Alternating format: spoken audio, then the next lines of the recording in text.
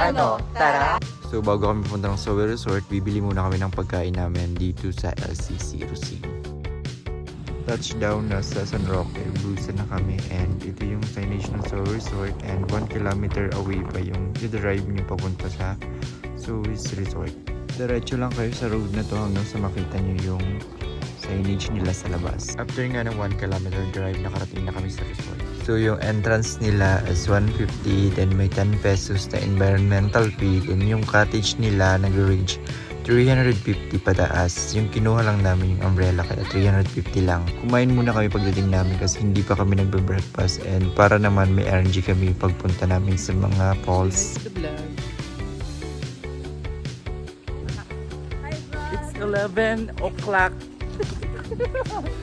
So 11 AM na to, yung unang pupuntahan naming falls is yung Naglaho Falls, and may kasama kaming tour guide kasi bawal pumunta doon kapag walang kasamang tour guide. Ang kaya pa ba?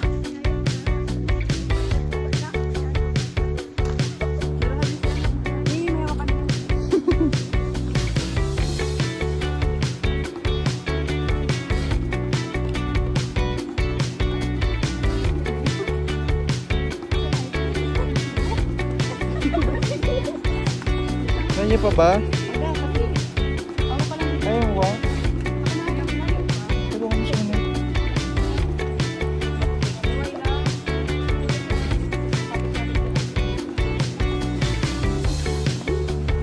Katarik di mga puto. Hindi pwede pag maulan.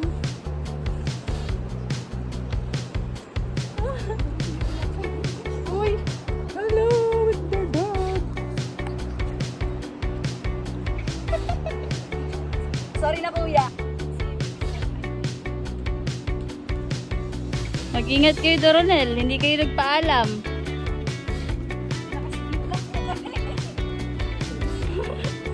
Macchiato, ang galang aso. Hello guys, hindi na po uut.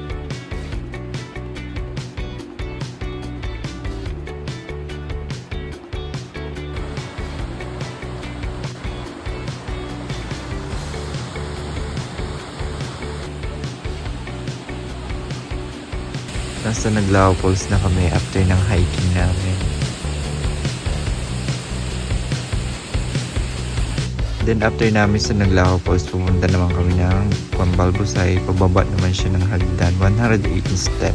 Let's go girls! Kaya nyo yan. Pagpabalik ninyo.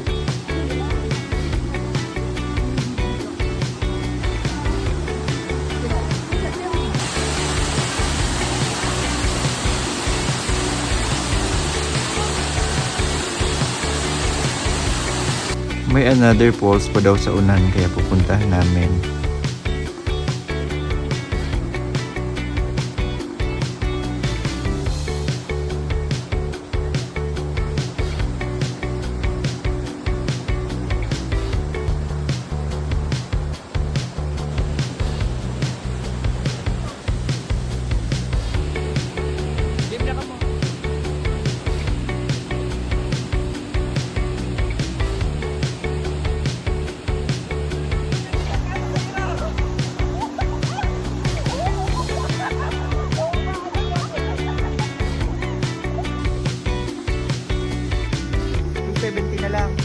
Ay, yes, ano pala? Oo. Abe. Ang bal, Gis 21.